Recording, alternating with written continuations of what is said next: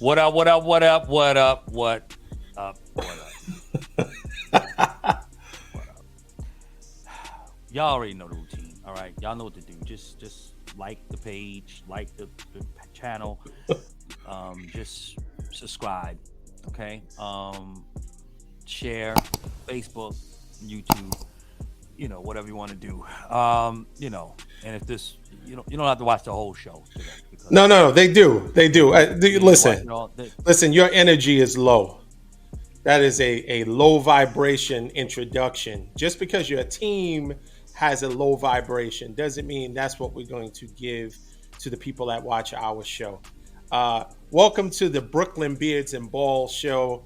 Rod is almost called out sick 2 or 3 times, but somehow, some way, I convinced him to do the show anyway because, you know, when our teams are doing well, we're front and center. And when our teams lose, when our teams lose, I mean, when our teams lose, then Okay, we still okay, have to okay, face the music. okay. They Once again, please like, share, subscribe to our YouTube and Facebook pages.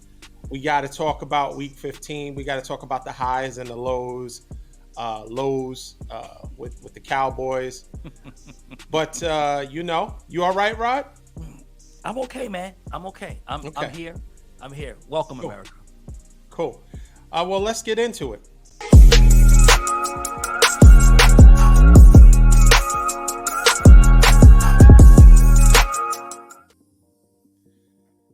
Week 15 has Week 15 recap. And as you can see, my co-host Rod is in low spirits. And if you're new to the show, you don't know why he is low in spirit today. But I'll kind of fill you in. Rodney is a lifelong Cowboys fan. And if you watched the game yesterday, the Cowboys, I'll say this, Rod, prior to this week, I foretold that the Cowboys were fraudulent and that they needed to be they needed to be they needed to have a heightened sense of awareness based on how they played against the Texans. Texans have one win, and it took a 98-yard drive, final drive, for them to get past the Texans. Now they played the Jaguars this weekend, and obviously the Jaguars are a lot better than the Texans. They're up and coming, but a team of the Cowboys' caliber should have just made quick work of them. And if we go back to last week's show, it was a lot of I think the score was going to be it was Rod had it as a 10-point victory for the Cowboys. Fast forward to yesterday, the Cowboys had a 17-point lead. 17 points. And what does Dak do? I had said, Dak, if he plays any other team, to include Tampa Bay, and he throws multiple interceptions, that team, he's going to go home in the playoffs. Dak throws multiple interceptions. They had something like 3 or 4 turnovers. Long story short, just ill-advised playing. They didn't stay consistent. Once they had the lead, they didn't squash out a team that they should have just, with a 17-point lead, they should have beat up on that team, and they should have finished it. But Cowboys let them back in, and as a result, Dak throws a pick six off of the hands of, was it Noah Brown? Yeah, Noah Brown. Noah Brown.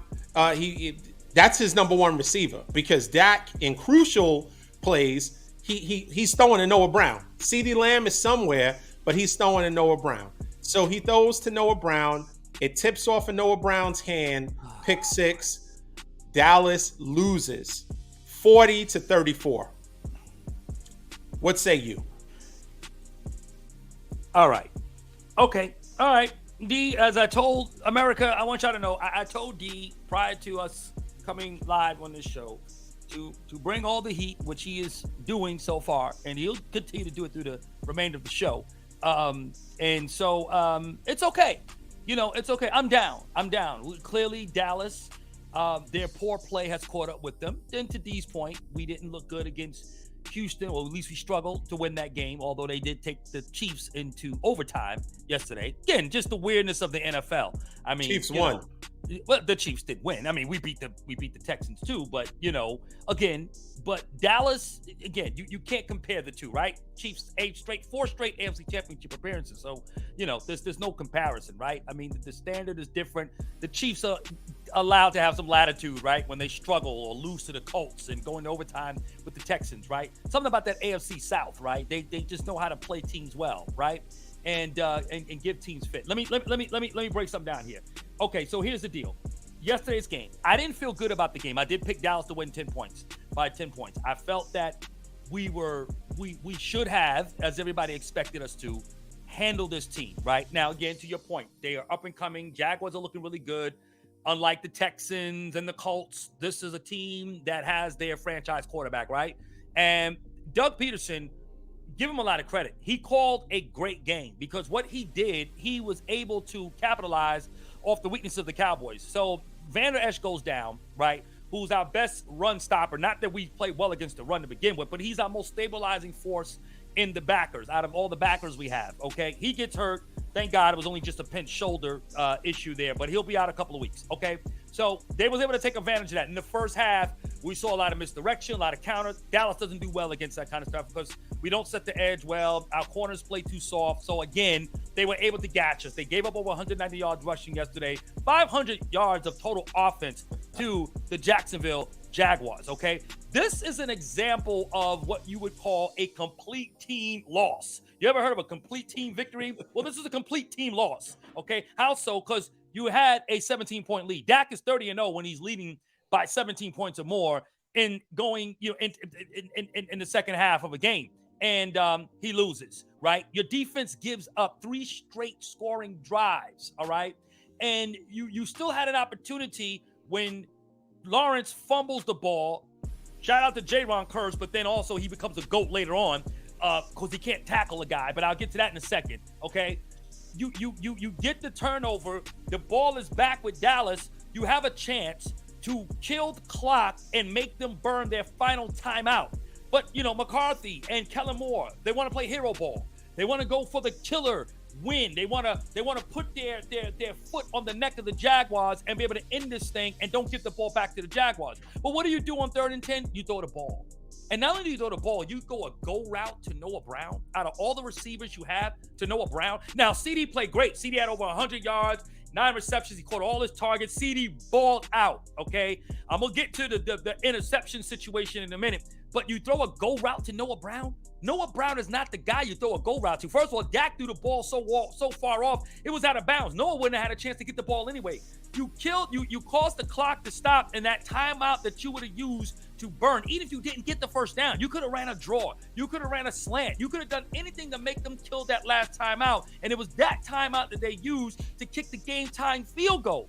And then when they get the ball back, the Jaguars, what happens is they're driving down and they hit, I forget who it was. I think it was Marvin Jones or whoever it was, their receiver. He drags Jaron Curse from the hash and does a piggyback ride all the way to the sideline. Like, what the freak? Tackle the guy. Get down on his hips and fall on his legs. Bring him down. He's able to successfully get out of bounds. They challenged the play because they said that the clock kept running. They challenged the play. They see that he got out of bounds successfully. Now they're able to stop the clock again. They get another big play. They get in the field goal range, and they kick, right? So now we're in overtime, which we should nowhere have been, all right? Dallas should have easily closed that game out when you had the chance, when you had the ball on 3rd and 10. Kill the clock. Make them burn their timeout. You get into overtime, your defense gets a stop. Your defense played bad all through the game, particularly in the second half. You get the ball back in overtime. You get a 20-yard run by Pollard, right, on a nice little sweep route play, and then all of a sudden you can't run the ball. It's 3rd and whatever it is. I can't remember the distance there. And what happens is they call this bunch play in between where they try to pick some guys in the middle, and Noah Brown is open. Noah Brown gets the ball. Now, Dak is under duress. He puts it right on his numbers. That second interception was not on Dak. Now, I know everybody's going to say it's Dak.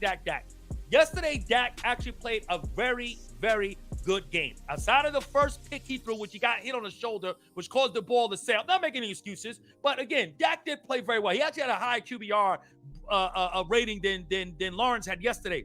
That game was not on Dak. That was on the defense and the play calling, okay? Because if I'm Dak, and I don't know, we'll never know if he checked out of that play or if he went with that play or whatever the case, but if you're a $40 million quarterback, you got to say, hey, guys, that play don't make any sense. We got to cause them to.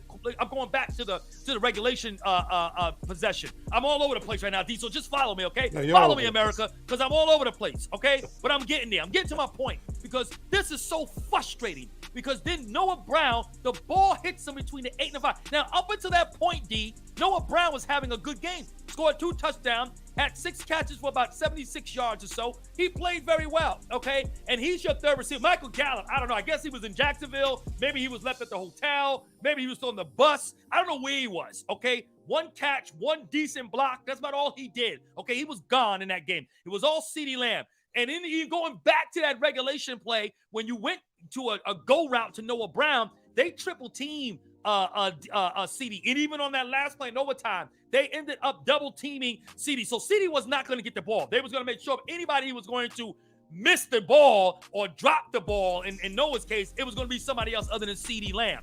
And the ball bounces off Noah into the hands of Rayshawn, whatever his name is, and he runs in and the game is over. This is typical Cowboys for you, okay?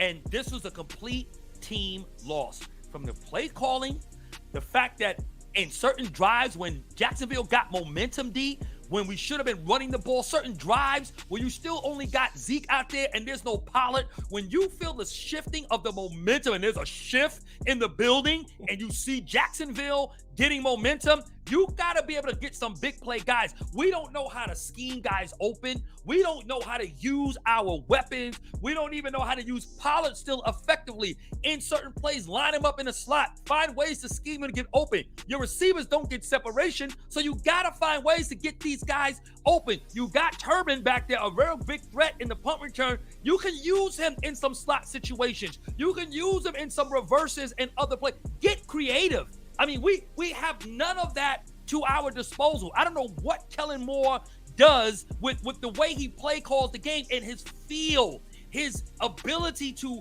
be able to find the right pocket and momentum. It's like he has no pulse of the game. Like, you got to know when to use your guys. That was a game where we could have still ran the ball a little bit. They went back to passing because the first half we annihilated them. The passing game was truly effective. But again, you still had opportunities to run and use big pop plays and you used Pollard effectively. But that was a bad play call. And I said it to my brother. I said it to my father. We watched the game together. I said, if Dallas loses this game, which I'm starting to believe that we will, go back to that 3rd and 10 play in regulation. That was the most stupidest play that Dallas could have ever ran.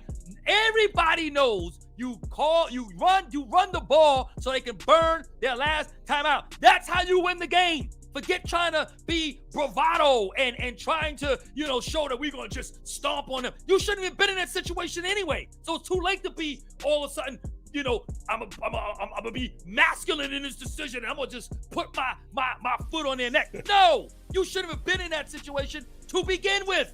So at this point in time, play smart football. So let me ask you a question. Now that I agree with a lot of what you said, right? Because you pretty much are falling on the sword for your team. But you did say something, although the ball was a catchable pass to Noah Brown. Dak is a $40 million quarterback, and he should have optioned out of that, right? Or audibled out of that. Absolutely. So Dak as the leader, right? Because it's good that he does the press conference and it's all on me, and he says all the cliche things that he normally says, and he has a pre-written loser speech that he likes to give. Because it's the same. He's very robotic. And we need to do the things that we need to do, and we need to get a W and not an L. Listen, we don't care about that. Yeah, I feel you. Ultimately, it is a complete team loss, and I said that you guys had no chance of winning the division. Clearly, you don't. And with the new news that came out that now Jalen Hurts is hurt. He got hurt in the Chicago game. And, Yeah. and I just want to highlight one thing. You guys, as much as you think that the other teams in the NFC East are clowns, right? You think that the Giants ain't nothing to write about the Giants. Daniel Jones is just a pretender and he can't take the team to the next level. Yeah. And you have zero respect for the Mhm. Commanders, right? Yeah. That's pretty much You accurate. Yeah. needed the Giants to clinch a Yeah, we playoff did. spot. Yeah, we did. We And did. I just want to give Well, a we would little have made the room. playoffs anyway. You would have made the OD. playoffs. You Yeah. would have made the playoffs, We would've made but the you playoffs. couldn't do it on your own strength. And every once in a while, we need a little help, right? Because the Giants Sure. helped you. You guys were weak, and the Giants assisted you in Well, clinching a spot. It would have every- taken longer. Yeah, but okay, the Niners were a wild card team last year. Every wild card We're not team talking needs about. We're somebody- not talking about the Niners. But- We're but- not but talking what I'm about the trying to say is that division-winning if Niners. you are We are not. We are talking about. Well, y'all won this year, but every wild card team's got to get help, right? Unless you're winning your division, you got to get help. I mean, even with the Eagles won. Well, I mean, they won obviously yesterday. Dallas losing pretty much that shuts it all down. But Right. if you think about it, right, D, in the scheme of things, everybody gets a little help in some way, shape, or form to make their playoff position, right? Whether Not it's necessarily. seeding, It but affects the especially if you're a seeding. wild card team. If you're a It wild affect- card team, you need help to get in. It- That's as it- simple as that, Well, yeah. right? I mean, think about it. No. Dallas was in charge, and they were in charge of their own destiny, right? Because everyone behind them couldn't have leapfrogged them, right? So they were in charge of their own destiny, and Right. one of us said that they were still making a charge to actually win the division, and it was going to start Christmas Eve, right? They were going to, It had you to be one, right? Yeah, had yeah. to be one, right? And then Right. what happened? So listen, I'm not. I know you feel bad enough, and you've already explained the woes. But I want to say this and have this on the record. If the Cowboys, and I've said this before, and I'm going to say it again for this show, if the Cowboys play like they've played in the last 2 weeks, Yeah. you will not win your first round. You I will go concur. home. You I will go concur with home. that. I don't disagree with that assessment at all. And it's going to be based off of you guys. Let me tell you, the defense that everybody was, oh man, Micah Parsons and this and that. Van Der Esch is now Van Der Esch is the savior of the team. Without Van Der Esch, you guys lose. But he's a critical part. What happened to him about being the hunchback of Notre Dame? Well, Now all of a sudden, oh Right. man, Van Der Esch, he's the first person you say, oh, Van Der Esch is down. Look, he doesn't make splash plays, right? He's not Micah, right? He's not Trayvon. And Micah hasn't been making splash plays Well, either. he got a sack yesterday, but the whole team hasn't gotten any better. We only had one sack in the last 2 games, only because what's happening is teams have figured us out, D, to be honest with you. So the twists and stunts that we use to get to the quarterback, it doesn't work because everybody's running the ball on us. And between the misdirections, counters, and quick releases, we can't get to the quarterback. We got 0 pass rush yesterday. We got 1 sack. Micah got one in the first quarter. That was it. We can't get to the quarterback because everybody now knows how to play the Cowboys. You run up the gut. You do quick screens, quick plays. You get the ball out fast. You run your RPOs. That's how you stop and neutralize their defense. And not to mention Kelvin Joseph. He is trash. 2nd round pick last year. Garbage. I don't know why Dallas still has him. Why? And I'm not going to get into his character and moral issues, being involved with a murder last year. And of course, Jerry did whatever Jerry did and got the whole thing squashed. Check cleared. Yeah, exactly. Check What I'm cleared. saying? But he is trash. Garbage, okay? And Anthony Brown, who's out for the season, who was our starter, he was no better either. And they're all in Dallas. Oh, now we miss Anthony Brown. He was trash too. I don't care. That corner, everybody out opposite Diggs is trash. So we got some guys that I think can play in that position that'll give us some help. And listen, this is what's going to be, because you talked about Hurts being hurt. Here's the truth of the matter. What was coming out of Philly was that even before the news about Hurts, they was going to start resting players anyway. So after everything got settled from yesterday's loss in Jacksonville and their win against Chicago, it got to a place where they said, look, they may not even play. That's why Vegas had them favored. So it was already coming that way. Then, of course, we know the news with Jalen Hurts. But the Cowboys, in a lot of ways, too, we can be able to put some guys in there, plug them in, and see what we're going to do, because our back end is hurting. We done lost three starters on our defense now. We're opposite of San Fran. Y'all was hurt in the beginning of the year. Now y'all healthy. Dallas was healthy in the beginning of the year. Now we're hurt. So please do me a favor though. Don't say us in the same sentence. What? Don't say San Francisco and we're not common teams. Please do me a favor. Don't. Yeah, just like San Francisco. No, not like San Francisco. Just like San Francisco. Y'all were trash in the beginning. Y'all was when y'all below 500. We never was below 500 all this. Well, no, I retract. First game of the season we were. But outside of that, okay, y'all struggled until y'all got healthy again. All right, let's just make that clear. Right. Y'all didn't play good in the beginning of the season. Y'all lost to the Denver Broncos for crying out loud. We did. We lost to the Denver Broncos. Yeah. So I mean, listen. I want the same energy, D. It's going to be there. It's going to be there. That same energy. It's going to be there. I want that same because you know it's coming. Listen, you know it's coming. Let's look at the bright side. The bright side is you guys clinched a playoff spot. I mean, that's cool. And your seeding is not going to change. You're locked into the 5th seed, and you'll probably play Tampa Bay. You know, so I mean, or New Orleans, or Atlanta, or Carolina, right? Well,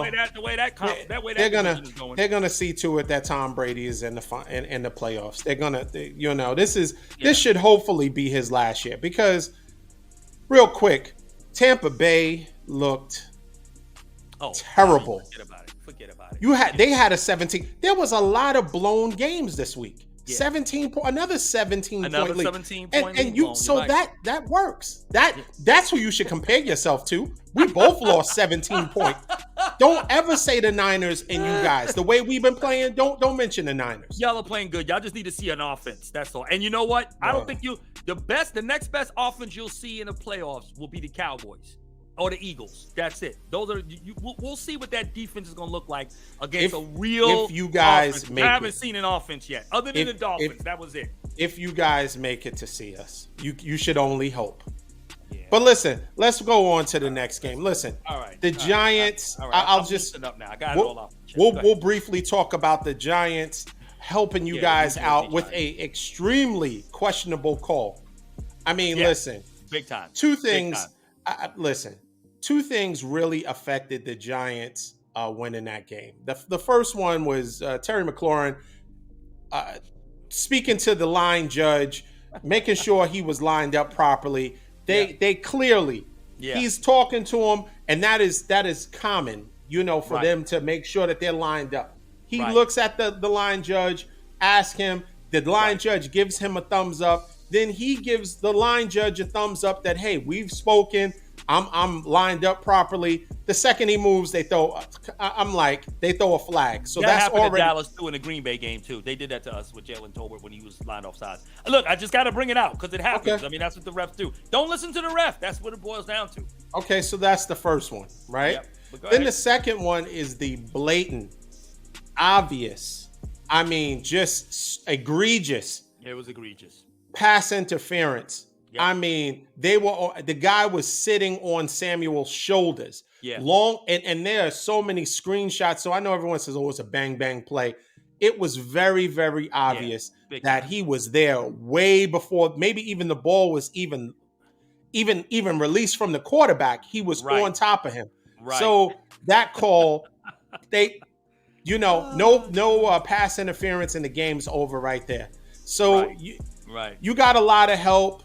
This further confirms a lot of conspiracy stuff that I'm thinking about. How do you, if people at home are scratching their head, how do you see this? How do these refs get paid what they get paid? They have cameras everywhere and they let this stuff slide. And then, of course, after the game is done and it's the outcome won't be affected. We did see that it was a pass interference and it should have been called. But in real time, this game was a pivotal game for the playoffs, because I think the percentage of the winner was in the high 80s to make the playoffs. The loser dropped down to 30%. Yep. So, the loser is going to have to deal with Detroit that's coming. So they're in the hunt kind of group as opposed to kind of being more of a lock. But, all that being said, Thank goodness. Thank God for the Giants. They helped you guys out. You I needed them. mean, look. You Okay, needed first them. of all, don't look. We're a 10-win team. Okay, we're 10. How many wins your team got? How many wins? How many wins y'all have? Y'all got 10 wins. Of course we Right. have of course we have 10. Yeah, okay, so we have 10 too. So we're not some charity case, okay? Dallas was getting into the playoffs regardless, okay? So let's tone it down to the Giants helping us, okay? Yeah, they won. It got us mathematically by default. We clinch a spot. Fine. We would have had a spot anyway. Did you do it on your own? Yes, we're not going we by won 10 wins. We won 10 wins. We had 10 wins, and we're bound to get. We're going to finish the season with most likely either 11 to 12 wins. I mean, we're not. You know, look, we're not. So was it a guarantee? You guys were guaranteed to make the playoffs. Green Bay, that's going to need help. You know what I'm saying? Like help. We didn't get no help. We're just by default. That's all it was. You know what I mean? You see how people get? Yeah, that's right. No, because you try to make it seem like. No. That's the facts. It's not. Like it's not. We weren't in a hunt. If the playoffs ended yesterday, we still would have been in the playoffs. No, that's true. It just so it didn't matter. So we went. But it wasn't. You weren't clinched. On the bubble. You didn't clinch a playoff spot. But I mean, listen.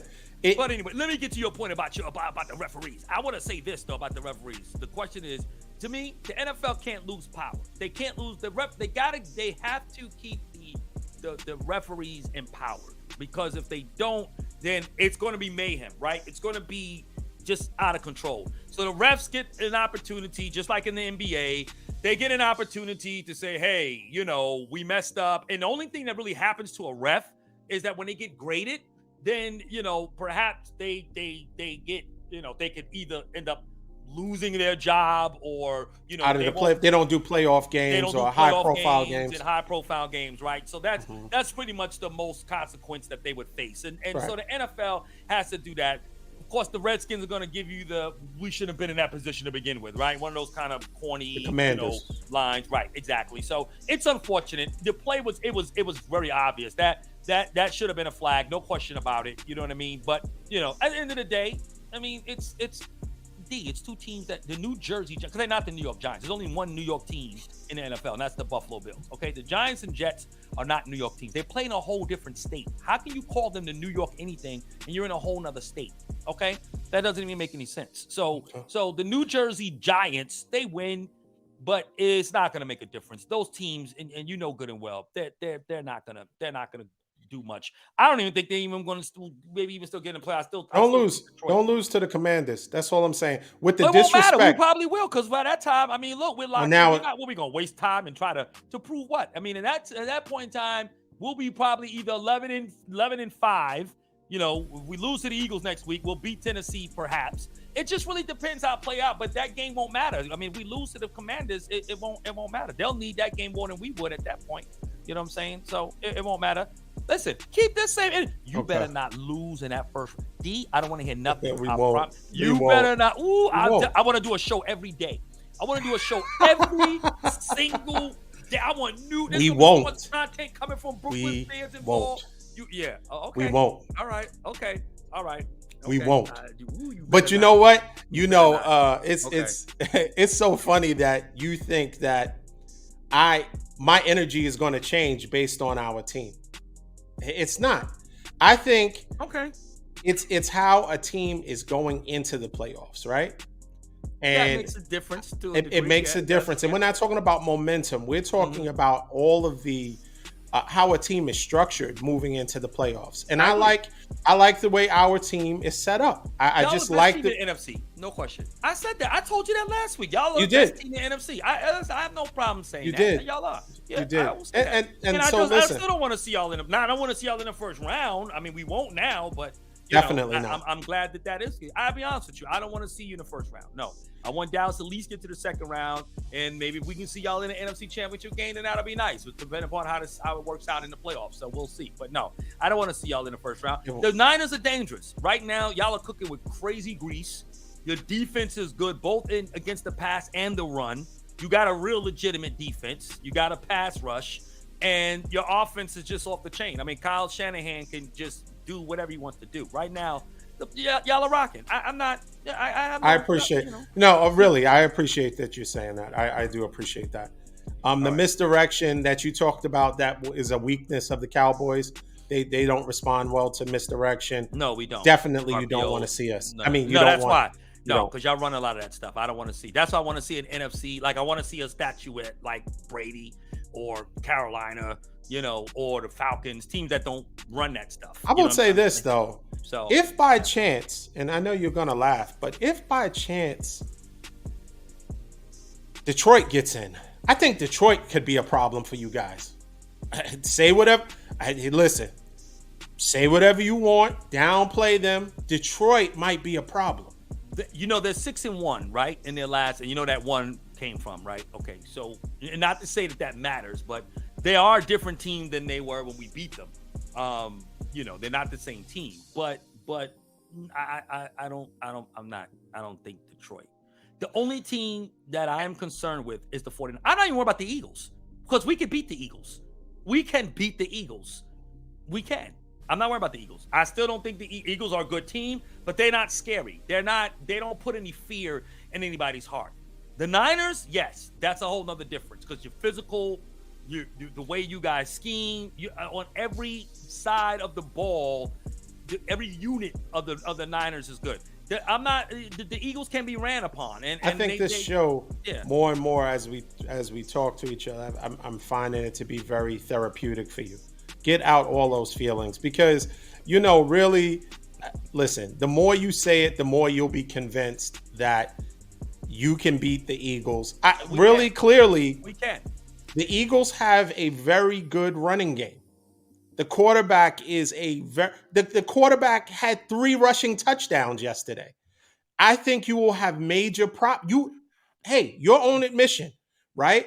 You are not a lofty Dallas Cowboy. You cannot stop the run. No, we can't. And No, we so can't. what do the Eagles do? They run the ball most of the time. They do, but they got to stop us too, though. They have to stop us too, and I honestly think that we can. And they don't have C.J. Gardner; he's gone for the year. So I think we can. I think we can match points to them. We didn't have that in the first game. Remember, there was no Dak and Cooper Rush. We was averaging like maybe barely 20 points a game when Cooper played. It was our defense that carried us. Now that Dak is back, it's it's the offense that's scoring a lot of points. I mean, look, we did have 34 points yesterday, and we scored a lot of points against the Colts and the Giants and everybody else. So we can score. And if Dak played the first game against Philly, I think you're looking at a whole different outcome. Definitely. You understand what I'm saying? So I do think we can beat the Eagles. That's a divisional team. We know them. They know us. We can beat them. The Niners is a little different because we don't really know the Niners like that. And y'all just pretty much in that game, I felt y'all manhandled us. I think that game was lost in the trenches. And I think you're going to see a different story this time around. But with the Eagles, we can beat them. I'm not worried about the Eagles. You might be scared. You scared of the Eagles? No. You afraid of them? All right. No, not at all. All right. Not at all. I'm not afraid of the Eagles. I'm not. I mean, okay. Let's move on quickly to the Bills and the Dolphins. That was a excellent game. Really good game. That was one of the most entertaining games of the weekend, if I must say Very so. Good game. I mean, the snow held up until midway fourth quarter. It was cold, but I have to give a lot of respect to the Dolphins. Tua played really well, Tua considering was leading all NFL. Did you know he's leading all votes for the Pro Bowl? Really? Above Mahomes and Allen, everybody. Yeah. Well, I don't necessarily agree with that, but I think that's based on expectation. If someone surprises you and plays above what you feel their skill level is, I think that gives them a leg up. Yeah. I don't think he's playing better than the quarterbacks you mentioned, and he shouldn't get all votes. So. But statistically, he is, though, in a lot of ways. But I agree. But overall, just for an eye test and everything else, no, I agree with you. I don't think he's better than Josh or Patrick. I agree. Yeah. You're right. So the Bills and the Dolphins, very good game, very entertaining. I think ultimately, I can't really say anything bad about Josh Allen played outstanding. Outstanding. I mean, throwing 4 touchdowns, rushing. I think he had something like 77 yards or something. He played really, really well. When the cold weather, when it started to snow, he, instead of throwing the ball, he relied more on his legs. and they Yep. got the W. It was a really, really good game. I think Yep. Tua played well. Tyreek Hill apologized to the Dolphins fans. Although he played well, he said, he felt he could have played better, and he won't play like that again. But Yeah, he Jalen dropped a Waddle big was touchdown. involved. Yep. Yeah, Jalen Waddle Yep. was involved. Yep. So overall, it was a really, really interesting game. Now, Bills still have the number one seed because Mm-hmm. they are leading in the AFC East, and I think Mm-hmm. they have the record. They beat Kansas City, so it's going to be really interesting down the stretch. Who blinks, who loses, Right. Right. Right. we'll see what happens. What do you say? Yeah.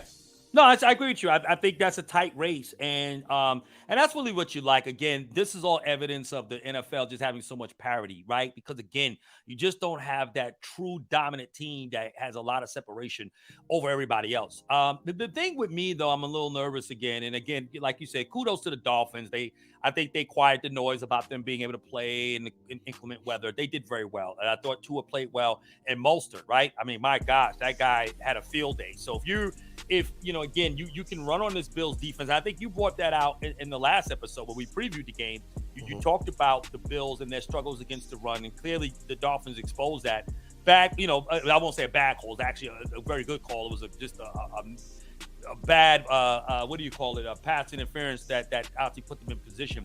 But I'm concerned. I just don't know how sustainable, and maybe it could be good for a Super Bowl appearance or something. But Josh Allen is it just again. I just don't know if the way that they use him and put so much on him is sustainable. I think you're looking at another version to a degree. They're a better team than Baltimore and the years obviously that we've seen out of Lamar Jackson.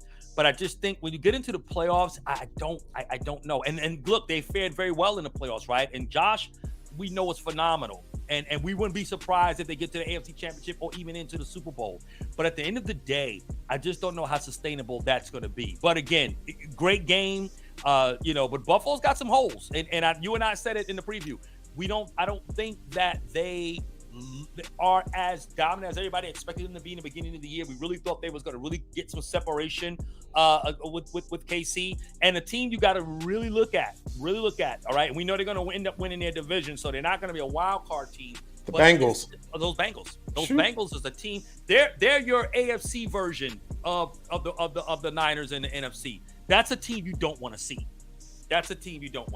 Very good team. I'll take that comparison. I'm okay with that comparison. Look, don't get too, because I don't want you starting to get too, you know what I'm saying? Like, like I said, you and I are real football fans, right? We don't just blow smoke, right? We talk real football. So I mean, yeah, I could say some good, but don't just because I give your team some compliments, I don't want you to start thinking anything. Y'all are still trash. Y'all gonna lose. You're not winning the Super Bowl, all right? And Thank you. somewhere along the line, Kyle Shanahan is gonna do something in between him and Purdy. Something's gonna happen, all right? Because Kyle Shanahan, remember, he brought that mystique over from the Falcons. Okay, it's kind of his fault that they lost that Super Bowl 28-3. Okay? No, clearly, right? clearly, it's all Matt Ryan, and Matt Ryan should have retired immediately after the game. God. And Jeff Saturday should have asked, could he get his job back in the booth? Do you think they're going to keep him next year?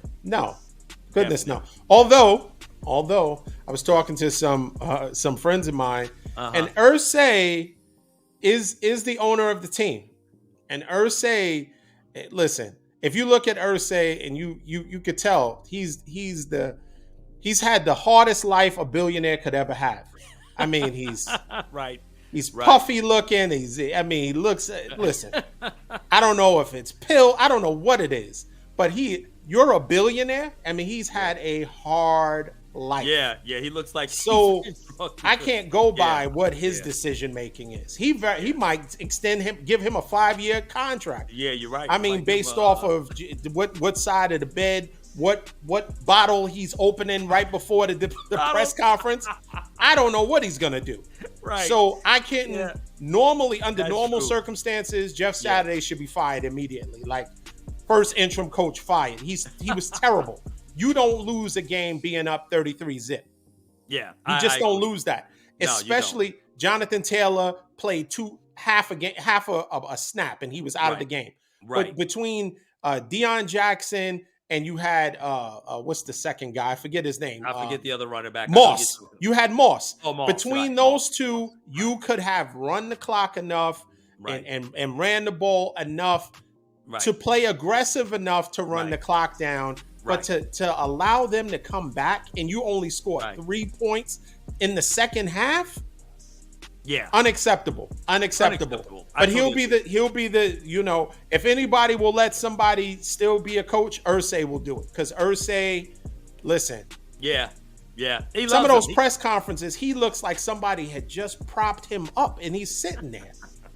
He looks like a claymation, they just propped him up and listen, I feel you. Saturday might be the coach. No, but he might get a John Gruden kind of deal. Like he might. $100 million. Yeah, right, exactly. We give you 10 years, 100 million. Yeah, You 100 can mil, fix this guaranteed. team. Yes, right. But That's right. It's listen, good to be a friend of the owner, right? So, Exactly. right. Exactly. And let's quickly talk about the Vikings. Okay. The Vikings, the only reason why I was pushing for the Colts to win is because it would have helped our seeding a little more, right? So I was pushing for them. I know you had said, "Oh, well, why don't you be a Cowboys fan for the next 2 weeks?" Nah, I don't want that. But in that situation, the Colts doing it, because at the end of the day, this is how I feel. It doesn't matter. I am not afraid of the 76ers. 76ers, duh. I am not. See, we're about to talk about the Nets a little bit. Yeah, right. But I am not afraid of the Eagles whatsoever. Yeah, I don't Definitely not afraid of the Vikings, because that whole comeback cats and one score game. Listen, I put Dak in the same category as Kirk Cousins. I think that's a little disrespectful, but if he throws 2 interceptions, they have. Now step back for a second and look at it. They have a pretty good defense. They have really good. Now, Justin Jefferson and CeeDee Lamb, there's no comparison, right? As far as the receivers. But when you think about it, Dak and Kirk Cousins are really similar in what they do for their team, right? And they have a good running game, right? Mm-hmm. So when you look between Cook and Jefferson and Thielen and KJ Osborne, it's very similar to CeeDee Lamb and Noah Brown and Speed Kirk and Cousins Feed. Never won a playoff game yet, though. At least I don't know. I don't think he never won a playoff game. We're talking about now. Dak might not win a playoff game. So he has one, but he has one on his belt. I'm talking about now, though. He may not win one now. I mean, I think we'll get one. But go ahead. But what's your point? What's your point between him and Kirk Cousins? My point is that there are teams that record-wise have impressive records. But when you think about it, when you would have to face these teams, would you feel intimidated playing them at home or playing them on the road or definitely at a neutral site? Yeah. Definitely not the Cowboys either. Well, the Cowboys is definitely more of a threat to a team than the Vikings would be in the playoffs. You don't think so? Are you trying to imply that we're not better than the Vikings and we put a 40 burger on the Vikings? We beat them by 37 points and you trying to tell me we're not better than the Vikings? Is that what you're trying to tell America, Don? I'm basing it on the fact. That the records don't always tell the story. I agree with that. Okay. In theory, yes, right now. So I'm trying to explain to you that the records don't always tell the story. So why Dallas in that sense, though? Because Dallas has a good record, and as we see week after week, they're struggling with teams that they should beat. I agree. Very similar to the Vikings with their record. They should have washed. They should have washed the Colts. They should have. But everybody kind of knows the Vikings are like the Vikings, right? They've always been a good regular season team. They're around, right? But they've been owned by the Packers for the last decade and a half almost. So I mean, but the Vikings are the Vikings. I mean, you could say the same. You can make that argument to Cowboys too, right? I mean, we have these high expectations and then we fall, but I think when you look at the records, you make a good point. But I do think our record and the Vikings record, there is a little more credence to our record than it is the Vikings, especially since we beat them. So if we look fugazi as a 10-4 team, then they definitely are hefty trash bags by all means behind the Cowboys with their 10-4 record. No question. Or 10 and what are they now? 10 and are they 11 wins? Of I don't even course, know. they're 11 wins. They got 11 wins. Okay, yeah. So, but yeah, but no one's definitely nobody's. So they're locking in pretty much. They're locking in the number 2 seed. So there is a chance that you might have to see them again. That's okay. We could go to the dome and beat them. We did it already. They're not scaring nobody. They cool. There ain't nothing. I'm not worried about them. I'm not worried about them. Like okay. I said. Go ahead. All right. Go ahead. Let's go to the last bit of NFL before we move on. Go ahead. The Eagles put out that Jalen Hurts is hurt. He had a shoulder injury that he sustained during the Bears game. Now, let me tell you something. The Bears, listen, that's why I look at not the records. I look at how teams face up against other teams. And now the Bears, with a mobile quarterback, they had a pretty good running game. When a team can put up consistently, and they do this with Dallas, it falls victim to this, the Vikings, any of these big names that we would potentially have to face, even the Eagles, teams are able to put up upwards of 150 and 200 yards rushing against these teams. And if that is the case, that works, that bodes really well for us, because let you tell it, that's all we do. You know, everyone knows how to run. And there is no position that cannot get the ball in their gut and run. Right, exactly. So the good part of that is when teams are susceptible to the run, it's very exciting for a Niners fan, because they know not only do we have a super effective running game, our offensive calling is callers, coach, offensive coordinator. We are creative enough to, even if a team has a pretty stout defense, and I'm not taking away anything from the Cowboys. Up until the last couple of games, their defense was really good. We did stop a lot of good run. We stopped Cook. We stopped Saquon. We stopped Taylor. And we stopped what's his name? Damian from the Texans. So I wouldn't. ETM he got hurt. He got hurt. Damian Pierce got hurt. Saquon Barkley is a one trick pony, only because they have nobody else. That game over 1,000 yards. I mean, I understand he was playing that well all year. Their offense. I'm not saying he's not a great running back, but if a team only has a running back that is doubling as a receiver out the backfield, and Daniel Jones is already suspect as a quarterback, he's not a top tier that can make, no name receivers all-stars. If you shut down Saquon, that's impressive. We shut down Dalvin Cook, and we shut down Jonathan Taylor, who my brother on national TV wants to tell us that he was going to get 200 yards. Okay, still haven't forgiven him for that, but go ahead. Right. Yeah. See so what happens. I say a lot to say that it should be interesting how the playoffs work out. I'm not going to be too confident that we're going all the way, but we're going all the way. I like our chances. Whoever we face. I think it's going to be. I think at this point we would play the Giants. I believe if the Giants. Well, yeah, if the Giants get in as the Giants or Washington, one of those teams, the 7th seed, yeah, we would play them. Well, you're definitely gonna play. It could be Detroit. You know, could be Detroit. Any of those teams in the hunt. Look, I see. Okay, aside from this, right, and my Cowboys, I see the Niners. I know we get ready to shift to the NBA. The Niners, I would say I could see them in an NFC Championship game, right? And again, I don't think there is, if you're playing the Eagles in the NFC Championship, it will be interesting. I still think y'all can beat them. Okay. And Sanders got hurt yesterday too. I don't know how bad that is, they said. I don't know to a degree, but I don't know if he's gonna miss games or whatever. But you know what? I don't care. He was on my fantasy team and he didn't do anything. He didn't do anything yesterday. So right? Well, Jalen took all the if he's running. Out, he's out. If he dies, he dies. No. But go ahead. But finish can your you point. beat the Chiefs? But the point I'm making is that I do think y'all are better than any team in the NFC. If y'all have to play the Eagles, I do think y'all will beat the Eagles. And in the it's getting to the Super Bowl. Can you stop Josh or Pat. That's what it comes down to, or even Joe, for that matter. Good offenses that are well, I mean, schemed and coached. That's the thing, because I still feel that the Niners defense, it is great. It is a good defense. I'm not gonna say that they're not, but I would love to see them play a high potent, really efficient offense like one of those three teams from the AFC. So that'll be an interesting thing to see.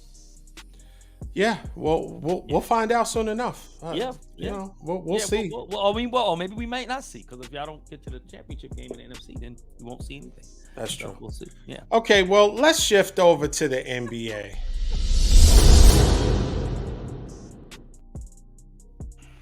If you're a Lakers fan, horrible news.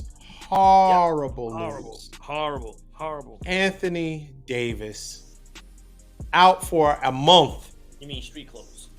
Street clothes. Look, you see how fair weather Laker fans are? Their star player that they rely on to really catapult this team into any type of playoff chances. He gets hurt. Yeah. Laying it out all on the line, and now they call him street clothes. But that's what he is. I mean, AD is injury prone. We know that. It's been his whole career. It's nothing new. It's not that we're being disloyal or anything. We love AD. We believe that the Lakers could win another chip if AD had the body of somebody that could stay healthy. It's the same. He's the Joel Embiid of the Western Conference. That's what it is. So that's why the Sixers will never go anywhere. Well, Joel Embiid always needs a probiotic. That's what he needs, because he always has some gut issues. Yeah, something. Listen, he needs a tablespoon of cod liver oil or something, because every playoff he's like, right, exactly. Yeah, exactly. Yeah. So I don't know what to say. LeBron and look LeBron good. is out tonight. He's out tonight. LeBron is out tonight against the Suns. So just pack it in, man. Look, pack it in. He's not going. If at this rate, if he's taking off every other game, and he is, and you guys are already, let's just say AD is out for a month. That's what they're projecting it to be. Which most likely will be. And you guys are already what, in 11th or 12th place? We're nowhere. I think we're in the 11th. I mean, listen, is he going to pass Kareem this year? He may 13, not even. Actually, yeah, but go ahead. No, 12. Go ahead. He may not even pass Kareem this year at this point, because unless he just goes on a chucking spree when he gets back in and he's just shooting 10 3-pointers. LeBron. Yeah, well, that's what he's going to have to do. Yeah, well, if AD is gone for a month, then he's definitely got all the time in the world to gain some ground on Kareem, because he's going to definitely be like he did last night. He was chucking up stuff. That won't equate to winning basketball, and it will show from a standpoint like, okay, LeBron pays himself, because if LeBron is putting it all on the line just to have for his own purpose of passing Kareem, if he's doing stuff that's not in the best interest. Now, if he's required to do that in order for them to win, that's one thing. But it'll be noticeable if LeBron is just chucking to hit that 28 points a game that he has to hit. Well, why is that wrong? That's not wrong. Because the truth is, realistically, everybody understands that. This team does not have a chance to win. So people, and in Laker fans in particular, and I think if you could ask a lot of Laker fans out there, they'll tell you, LeBron, go for it. Like, why try to put yourself in this team mentality, which he's done all his career, by the way, carried teams, 10 straight finals in a row. He did bring a chip to LA. We're just talking about the Lakers, though. Let's talk about what he's doing with the Lakers. He did get them a championship, right?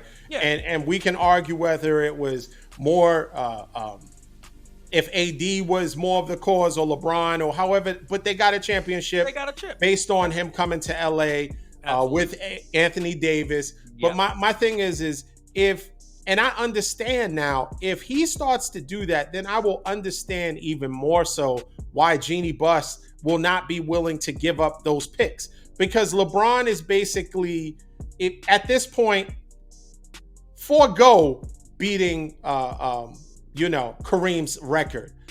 to further get the players that he's playing with. Now, big thing is, Westbrook will be leaving. You can now, in free agency, start to try to get pieces. That's a big salary that is gone. Yep. If this is your last season, then you go for the gusto. But if you're looking to ultimately, play with the Lakers another 2 years, then the record is not that important. It's better to and see that's where Kevin Durant's leadership is. Kevin Durant said his leadership is elevating the players around him and saying, really? hey, like he did in OKC. That's what he said. That's what he said. Okay. I guess he elevated the play of Steph and Clay and Draymond too, right? He elevated their play. He's elevating Cam Thomas's play, and that's what matters. I'm just joking, but I say all that to say that from a standpoint, if LeBron starts chasing the record and he's not really worried about winning now, even though it looks bleak with AD being out, then that speaks volumes about where he is right now in his career. I don't think that's a problem though, because the record is he's going, knock on wood, unless he sustains a horrible, horrific injury, he's going to get the record, whether it's this year or next. Why? Yeah. Better to play good basketball because you don't know what pieces you're going to keep, and once Westbrook's time is done, you don't know what pieces you're going to be able to retain. Right. But I think LeBron knows how to do that, though. I think LeBron knows how to still keep the team somewhat competitive and keep guys involved, in which he has, like Lonnie Walker and Austin and Mark Bryant.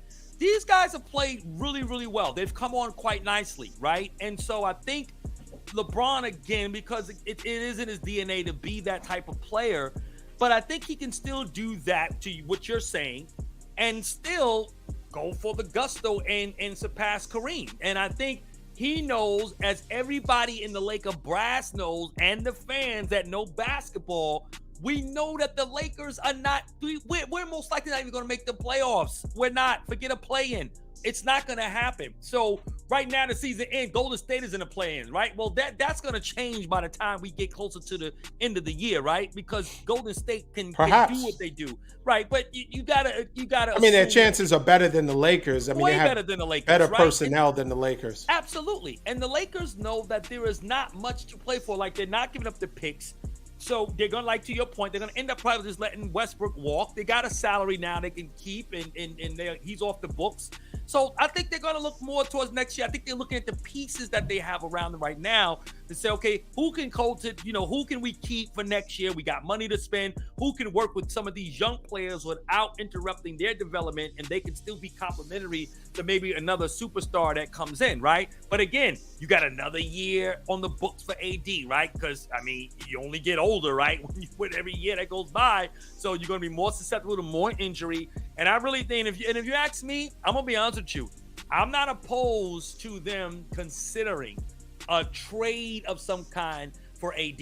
Really. I'm not opposed to that. To get some other type of good players in there and see, but the Lakers is hard because that's a team that needs a superstar. They've never really been without a superstar. That's just, that market has to have a name. I mean, look at the Knicks. This is why they've been foiling. You got Julius Randle is not a household name. He's not a star in light. So you need a marquee player. So who can you get? You gotta think about that. And I think that's where the Lakers are really at. But to your point, I'm not mad if LeBron wants to kind of cheat the system a little bit and go for his and try to get Kareem's record as soon as he can. Nothing wrong with that, because again, I think he knows, like everybody else knows, the Lakers are not going to the playoffs. So, yeah.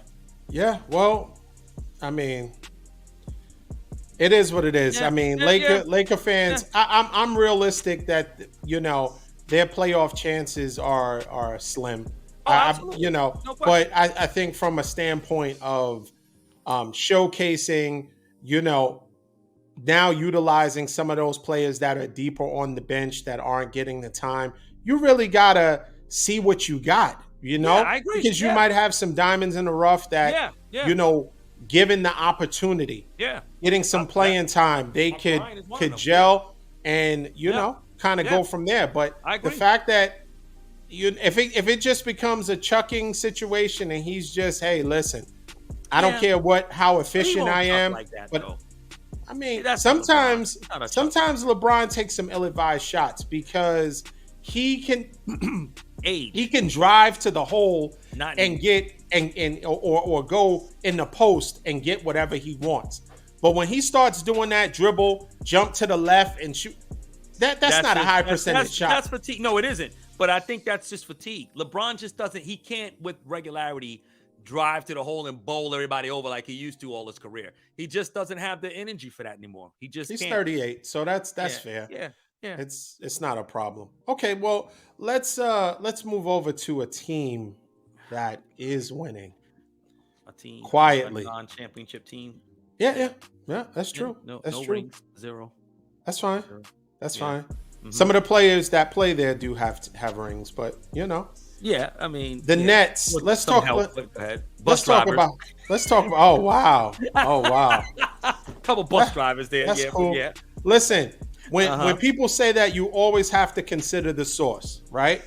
Charles Barkley is mad because what he wanted to do, what he's knocking Kevin Durant and saying that he joined the super team and he wasn't the integral part of it, although he very, very much was, because he was the MVP both of those finals. Charles Barkley tried to do the same thing. It just didn't work. At the end of his career, though. I mean, you got to put that in context, though. When he joined with Pippen and those guys in Houston, he was at the end of his career. There are some players that are great and never did it. His prime when he joined Golden State. Like, that was a sucker move. No matter, I don't care what anybody says. We disagree on that. As a sucker MC move forever. KD would never get respect for that. Listen, it's a business decision. He made a decision, and what I don't understand is if a person, he didn't force a trade out of OKC, right? He just didn't want to renew with OKC. It's a small market team. Fine. That's fine. He didn't have to sign back with so OKC. He didn't, right? No. AD's move is not a sucker move. AD's move is not a sucker move, but KD's is. Because why was AD a sucker move? He forced his way out. He still had time on his contract, and he started wearing shirts. That's all, folks. He made it crystal clear. Come on, but they weren't gonna win, right? New Orleans was OKC gonna win?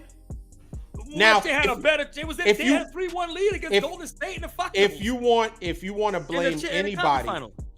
blame anybody, you blame OKC's brass for not paying that luxury tax to keep that team together, because they had 3 MVPs on their team. I don't think they knew that Harden was going to be the player he was, though. But he was still, as a 6 man, he was still great. He was, but he's not the Harden. He wasn't the Houston Harden. Rocket Harden, right? But still, with that team, you had Ibaka, you had Westbrook, but see, the problem is that they didn't really know how to hone in Westbrook. Westbrook, I think, ultimately would have been the undoing down the line eventually. I have no problem with that. But why join Golden State, though? That's the question. Why that team? Why not set your 73-win team that just won a final? Listen, it does not matter. Why wouldn't you want to set yourself up for, if you have an opportunity to go to a different company? Let's say you leave a company and you have your pick of the litter, right? And suitors are all over trying to get you to come to their organization. Why wouldn't you pick the best one? Well, because if you're in a business that's part of the competition within that particular industry, right? And you built something, and you are, as you just stated, the top and the cream of the crop in that particular industry. It's not like you're going from a tech company to run a food market company. If you're the top guy and you yet they still wanted him taking a job with why would Steve Jobs take a job with Google, at Best Buy? Right? Yeah, why it doesn't do that. Right. He wouldn't do that. He wouldn't take a job at Best Buy, right? Steve Jobs wouldn't go to Best Buy and get a job, right? He might, because he might say, you know what? I want the challenge of taking Best Buy and bringing them to another level. Oh my That's the whole goodness. point what a superstar wants to do. Build your own team. Say that, look, I put this team on my back and I want to change. You went to a 73 win championship team in Golden State. Like, that is a sucker. That couldn't get over the hump. The whole landscape That changed. they were not going to be able to beat LeBron and Kyrie. And they came to grips with that. It wasn't like he solicited them. Isn't wrong for getting KD, but the wrong is KD going to Golden State. It's not. Understand why they want KD. It was of a mutual benefit, just like it was a mutual benefit that LeBron linked up with Wade and Bosh and created a super team, not 4, not 5, not 6. Right. And they lost. Right. They wind up getting they underachieved. They did. They actually underachieved. No question about it. So I think, and that was a sucker move too. I agree with that. But he gets more flack about how he went about the decision than he did the actual decision. And so this is a different time we live in, right? And teams aren't going to just think about this from Kevin Garnett's standpoint, right? Mm-hmm. He eventually he gave blood, sweat, and tears to Minnesota. Right. If Kevin Garnett could do it all over again, he would have got out of there. If he had that, no question, he wouldn't have been wrong for doing that. And he wouldn't have. So why does a team? But would he have joined the Lakers? Who knows? Who knows who he would have joined? Do you think he would have joined the Lakers at that time? I don't know. Shaq and Kobe. You would have played with Shaq and Kobe. If they had the cap space and they solicited him. See, the other thing is there was a perfect match of egos also, right? You have to look at the big picture. He probably wouldn't have gone with Kobe and Shaq because Kobe wouldn't have allowed that. Let's be honest. That's a good thing. Yeah. But Steph is the leader of the Warriors, and he needed Kevin Durant. He was welcoming Kevin Durant. If I don't know if this is true or not, but my understanding is that there was a flight made to Long Island, not a flight from Long Island to San Francisco. So they solicited him. Yeah, they did. But KD's still a sucker for I disagree with that. Ultimately succumbing to that solicitation. He did a sucker move. Listen. If people have been tempted since the beginning of time. You won't surely lose. But he came in, and they came to him, and they gave him. Listen, of course, just look at it from his standpoint. Okay. If we agree, and you have said countless times that Kevin Durant is not a leader in comparison to, let's just say, LeBron and Jordan and Kobe. He's not a leader, right? He's not a conventional type of leader. No, he's more Kawhi than he is, Jordan, right? Definitely. So if that being the case, going to a system where the ball, there are a lot of things outside of the 73, 9, all that. There are a lot of things that were attractive for him to go there. You had players that didn't have egos. Right? Yeah.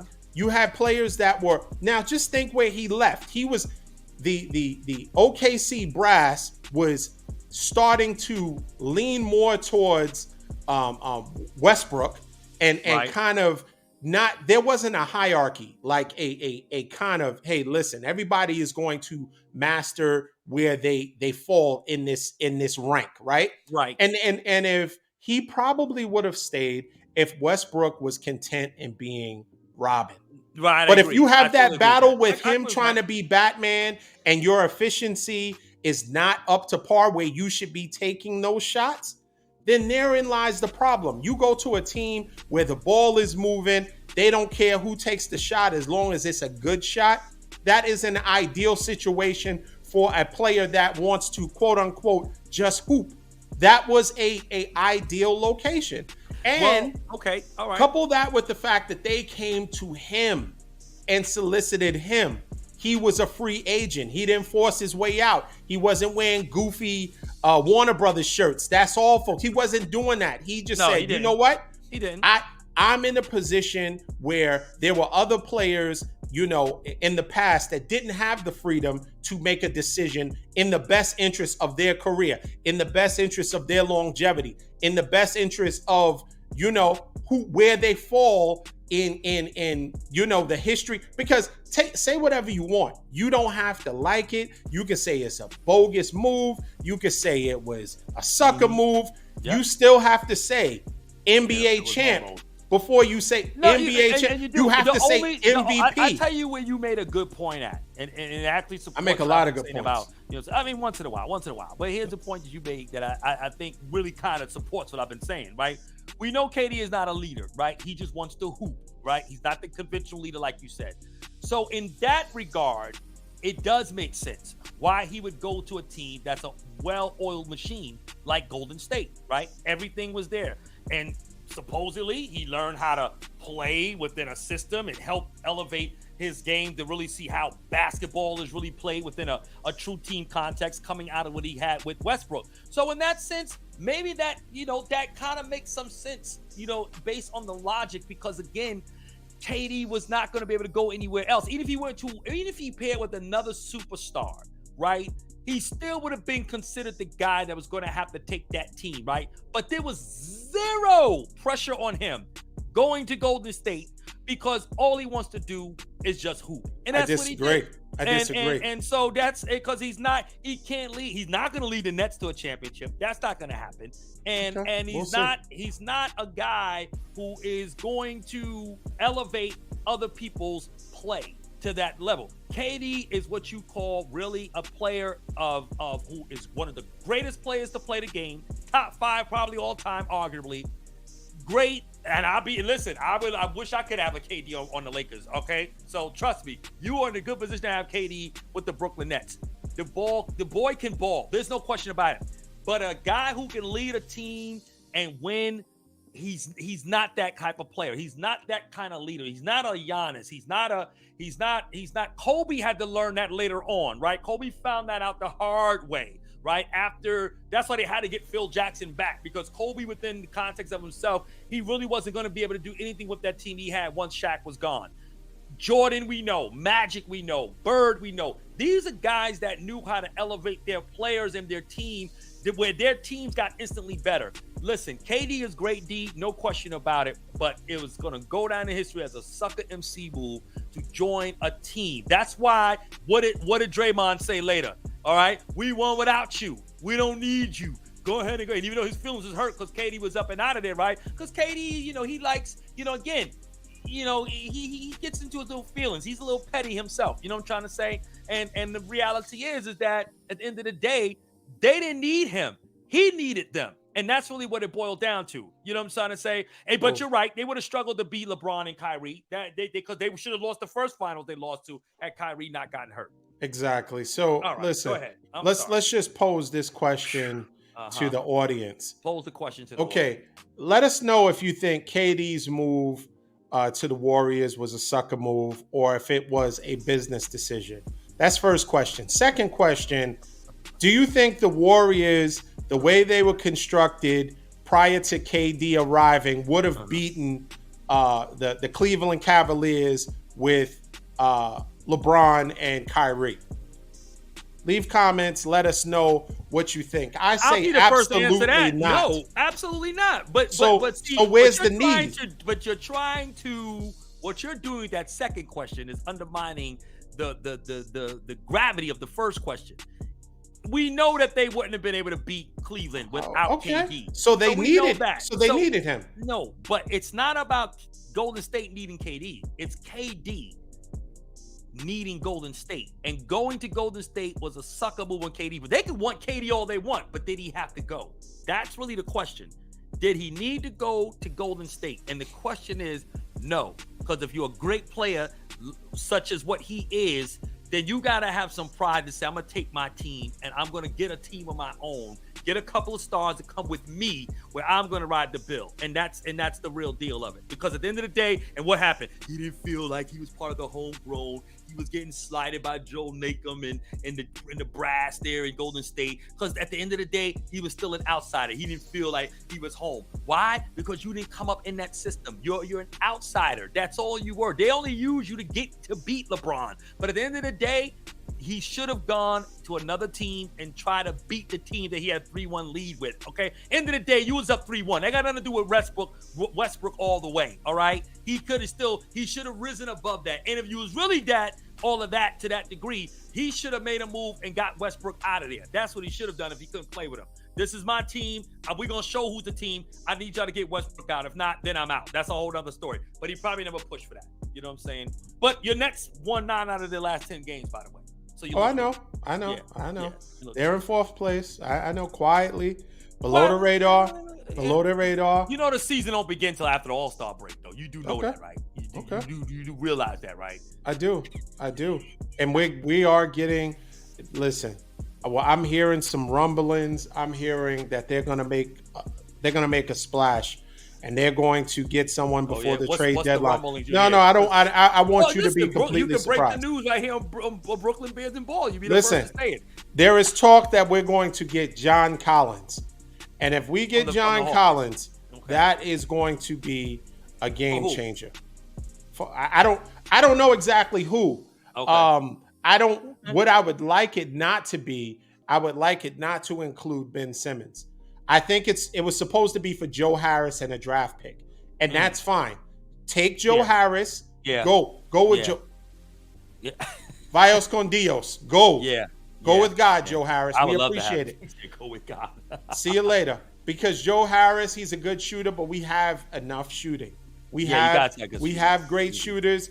Joe Harris tends to be a defensive liability. We saw in the playoffs, he disappeared. So we're getting size. We're getting a two-way player. We're getting a scorer. Right. That size will help. I think he's like 6'8", 6'9". Yeah. Now think about that starting five. Ben Simmons, Kyrie Irving, Claxton, KD, John Collins. That is. You can get a Tom Collins and sit back and enjoy that game. But that would be a fantastic starting five. And not to mention now our bench players. We still quietly, I'm happy. Just like the Niners. Listen, we go through adversity. But teams, we see what teams are made of through adversity. And the Nets, there was a lot of noise in the beginning of the season. We didn't even know what we were going to do if Kyrie was going to be back with the team, what was going to happen. But we got off some of that dead weight. We got Steve Nash out of there. We started to make some moves. You know, maybe Ime Udoka wasn't the best move, because maybe it would have kept the rumblings going, other stuff. Maybe he would have had to sit down because he messed with somebody. We don't know that. But that's out the way. So now we have a laid back coach letting these players play. They're playing good defense. They're rebounding, blocking shots. Their defense, where everyone it was laughable. Oh, they can just score, but everybody's scoring 140 points on them. That's changed. Now they're holding teams. Defensively, y'all have improved. They might be, teams are still maybe hitting 100, but they're getting their low hundreds. There's no 135 to 100 no. Defensively, we're playing a lot better. And it's just like anything else. Just give it time. And I'm excited about what we're doing. I think it's going to be a very interesting NBA season. Just like the NFL season. But I like both of my teams actively being, right where I'd like them to be. Yeah. In the forefront. I agree. No, you're looking good, D. I have to say right now, I mean, your NFL and NBA teams are looking good. They are. Right now, they're looking good. 49ers, definitely looking good. The Nets is still real early. Again, we got to see what it looks like, with about 25 games left. We got some excellent games this week, by the way. We play, who do we play? We play the Warriors. Okay. We play the Warriors today's Wednesday. Warriors Wednesday. the Bucks on Right. Friday. Right. So Okay. that should Yeah. be some I see good that. that should be And some then you good got games. Cleveland after that. That's a good game too. Cleveland, this is for you. That's what we're gonna do it. After we win, it's gonna be this is for you. Because Cleveland is one of those. Cleveland is right above us. I think they're Yep. one game ahead of us. Yep. So I think we're making. Listen, And then after that is Atlanta. So you got a nice little 4. I'm not worried about Atlanta.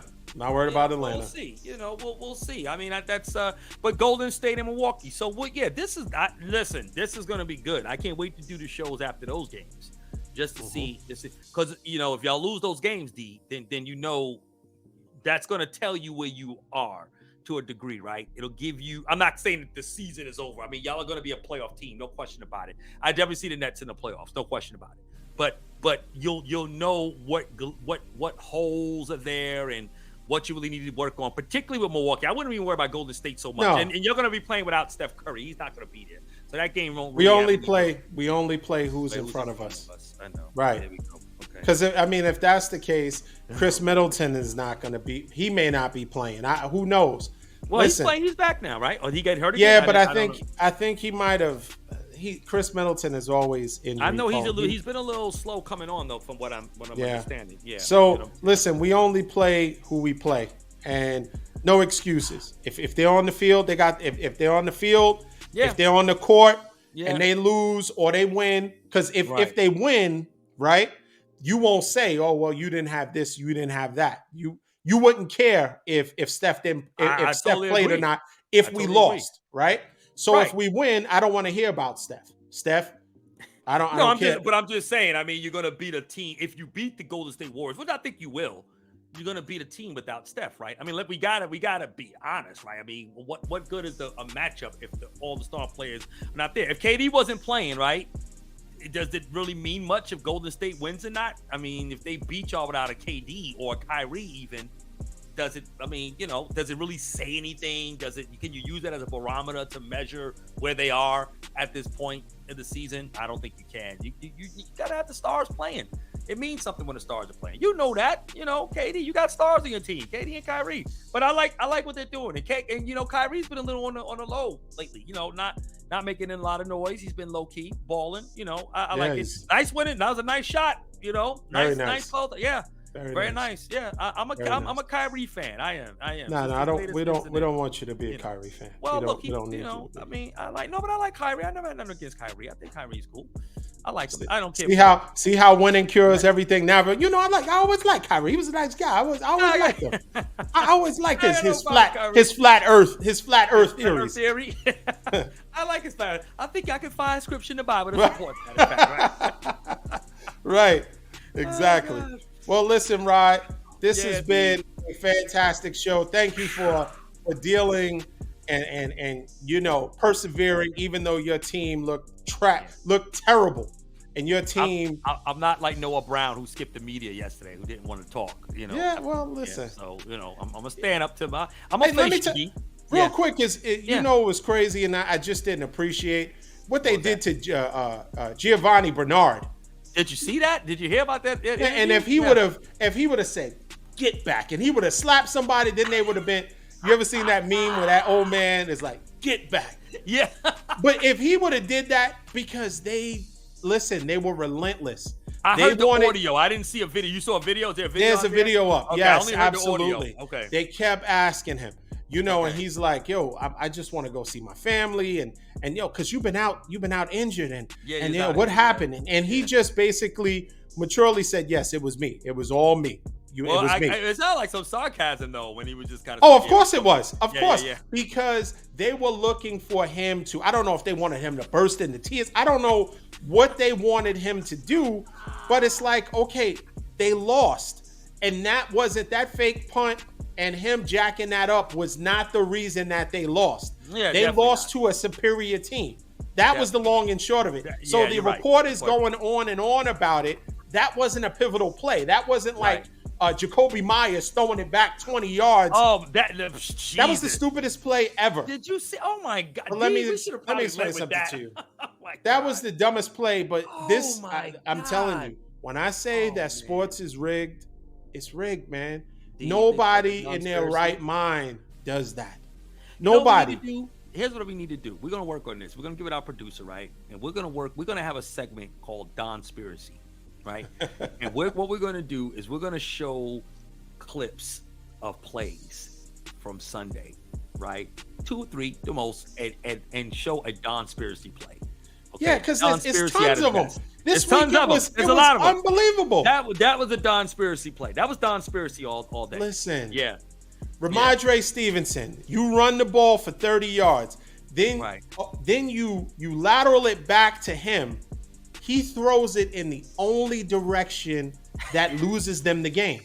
And it was a perfect spiral I mean, to Chandler Jones. Yeah, perfect. I don't think Chandler ever caught a ball so perfect in his life. And Probably. of course, Mac Jones got the mush of his life. See the mush? Oh, that was a Brooklyn mush right there. That is exactly what it was. That was a Brooklyn mush. Yeah, like that twist and get that out.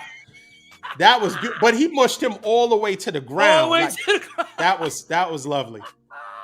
But come on, the plays like that when it happens, if we're obviously we think that these coaches and these players on these teams know more than us, right? They've played the game, Pee-wee, league, whatever. These coaches have been coaching for sometimes longer than we've been alive.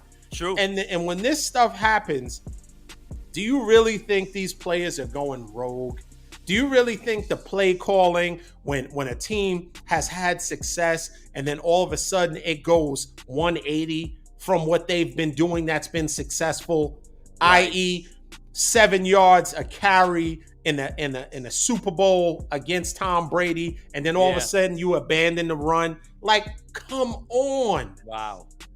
Let's think about that a little bit. Yeah. Listen.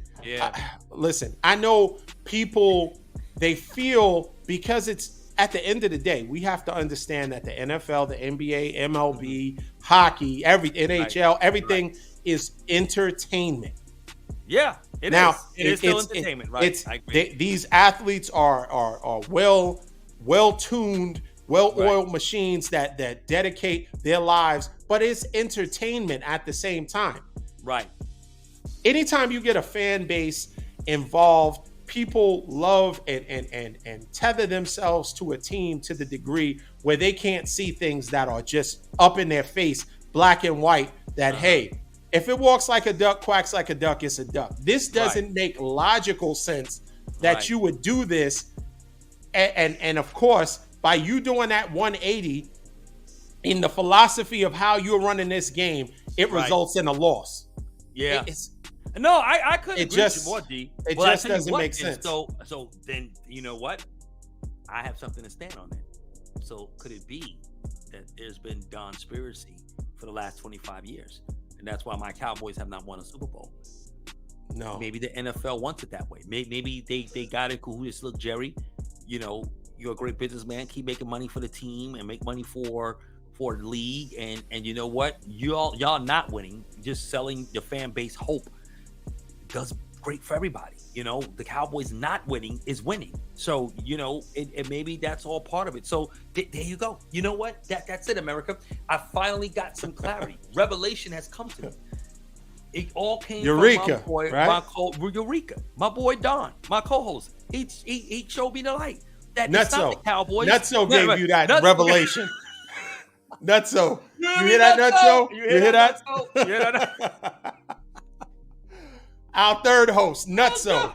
He's giving takes fresh off jumping off the building trying to slam dunk in above the rim. Listen, that is a Nutso take. No way your team wasn't your team wasn't talented enough to win or go deep in the playoffs. Isn't that what Pac told him in the movie?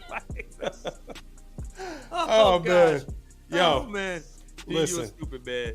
Oh man. Well, look, in my misery today and the aftermath of a very, very bad loss by the Cowboys, it is good to be with my boy Don and to laugh and to feel good. Thank you, my brother. I appreciate it. You know what I'm saying? And another great show for the books, of course. Yes, absolutely. Once again, everyone, please like, share, subscribe. Please. We'd like to thank, once again, shout out to Infinite Audio for the music. IA. Fantastic music, those beats. If everyone listens, those beats are just Beats of fire. Beats of very fire. much so. Yeah. Of course, Yeah. production done by Kingdom Creative. I mean, Come hey, on. listen, come AC in the on. building. You Kingdom see, Creative. this is amazing. Yeah. You know, Amazing. this is look. Make You know what sure I'm saying? we're good to go as far as the That's it. production. That's it. Production's on point. And lastly, without you guys tuning in, where would we be? We Where need will we you. be? We love you guys. We appreciate you. Please like, share, subscribe to our Facebook and YouTube page. YouTube page. Yes. Man, until next time, peace.